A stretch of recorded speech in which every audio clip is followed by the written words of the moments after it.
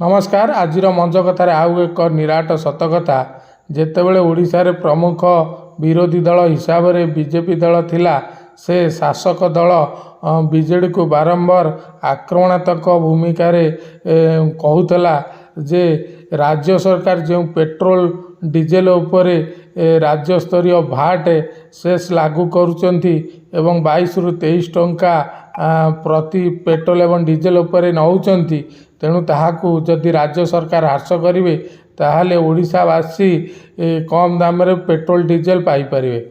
वर्तमान तो ओडिशा रे डबल इंजिन सरकार केंद्र में बीजेपी एवं ओडिशा रे मध्य बीजेपी सरकार।